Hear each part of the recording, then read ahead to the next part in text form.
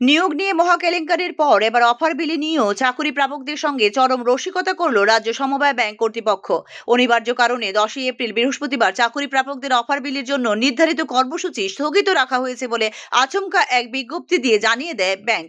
তবে অফার বিলি কেন স্থগিত রাখা হলো এ বিষয়ে কোনো স্পষ্টীকরণ দেয়নি ব্যাংক।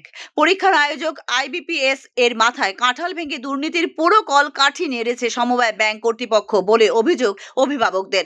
অ্যাসিস্ট্যান্ট ম্যানেজার, ক্লার্ক এবং এমটিএস পদে প্রথম তালিকায় কিছু অসঙ্গতি থাকায় হাইকোর্টে হোঁচট খেয়েছিল সমবায় ব্যাংক কর্তৃপক্ষ। কিছুদিন পর সংশোধনী তালিকা প্রকাশ করতে হয় আদালতের নির্দেশে। চাকুরিতে 33% মহিলা সংরক্ষণের বিষয়ে সরকারি নীতি অনুযায়ী সাধারণ, তফসিলি উপজাতি এবং তফসিলি জাতি এই 3টি ক্যাটাগরিতে তালিকা প্রকাশ করার কথা পৃথক পৃথক ভাবে। রাজ্য সরকারের এই নীতি মানেনি ব্যাংক কর্তৃপক্ষ। শুধুমাত্র 3টি সংশোধিত তালিকা প্রকাশ করেছে ব্যাংক কর্তৃপক্ষ। সংশোধিত তালিকা প্রকাশের পর প্রথম তালিকায় চাকুরি প্রাপকদের মধ্যে বাদ পড়ে অনেকেই। এর ফলে কান্নায় ভেঙে পড়েন বহু চাকুরি প্রাপক।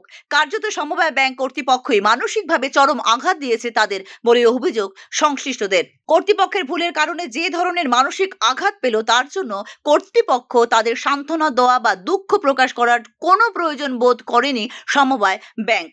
যাই হোক, এই চাকুরি কেলেঙ্কারির দায়ভার শুধু সমবায় ব্যাংক কর্তৃপক্ষেরই তা আইবিপিএস কর্তৃপক্ষের কথাতেই স্পষ্ট।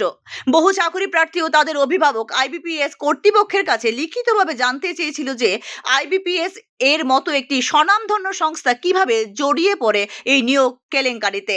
আইবিপিএস কেন সরাসরি ফল প্রকাশ না করে ব্যাংক কর্তৃপক্ষের হাতে ফলাফল তুলে দিল তা নিয়েও প্রশ্ন তোলা হয় সংশ্লিষ্ট পরীক্ষার্থীদের পক্ষ থেকে। নিয়ম অনুযায়ী রাষ্ট্রায়ত্ত ব্যাংকগুলোর পরীক্ষার ক্ষেত্রে, ক্লারিক্যাল পদে পরীক্ষার ক্ষেত্রে কোনো মৌখিক ইন্টারভিউ নেওয়া হয় না। কিন্তু সমবায় ব্যাংকের ক্লারিক্যাল পদে পরীক্ষার ক্ষেত্রে কেন মৌখিক ইন্টারভিউ নেওয়া হলো প্রশ্ন উঠছে তা নিয়েও। আগরতলা প্রেস ক্লাবে মৌখিক ইন্টারভিউ নেবার দিনগুলোতে আইবিপিএস অফিসারদের সঙ্গে ইন্টারভিউ বোর্ডে কিভাবে সমবায় ব্যাংকের ম্যানেজিং ডিরেক্টর এবং অন্যান্য আধিকারিকরা বসে চাকরি প্রার্থীদের নানা প্রশ্ন করে মানসিকভাবে বিপর্যস্ত করে তুলেছে তা নিয়েও উঠছে প্রশ্ন। আইবিপিএস এর ইন্টারভিউ বোর্ডে সমবায় ব্যাংকের আধিকারিকদের এই অনাধিকার প্রবেশের সুযোগ পেল কি করে তা নিয়েও প্রশ্ন তুলছেন চাকুরি প্রত্যাশীরা। কিন্তু লিখিতভাবে কোনো চিঠির জবাব দেয়নি আইবিপিএস কর্তৃপক্ষ।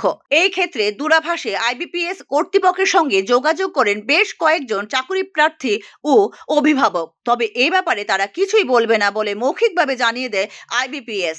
প্রভাবশালী কোনো মহলের প্রচ্ছন্ন নির্দেশে মৌখিক ইন্টারভিউতে অনৈতিকভাবে কোনো চাকরি প্রাপককে কিছু বাড়তি নম্বর পাইয়ে দেবার জন্যই ইন্টারভিউ বোর্ডে সমবায় ব্যাংকের আধিকারিকরা উপস্থিত থাকতে বাধ্য হয়েছিল কি এ নিয়েও উঠছে প্রশ্ন। আইবিপিএস কেন তাতে বাধা দিল না? সেক্ষেত্রে যে সমস্ত আইবিপিএস আধিকারিকরা ইন্টারভিউ বোর্ডে ছিল তাদের রহস্যজনক ভূমিকাও নিয়েও উঠেছে প্রশ্ন। এতে নিয়োগ পরীক্ষায় সমবায় ব্যাংক কর্তৃপক্ষের পাশাপাশি কিন্তু কালিমা লিপ্ত হলো আইবিপিএস এই বিষয়টি নিয়ে চাকরি প্রাপকদের অনেকেই আবার আইনের দ্বারস্থ হচ্ছে এই আশঙ্কায় আচমকা অফার বন্টনের কর্মসূচি স্থগিত রাখলো সমবায় ব্যাংক কর্তৃপক্ষ বলে মনে করেন সংশ্লিষ্টরা। Bureau report, news now.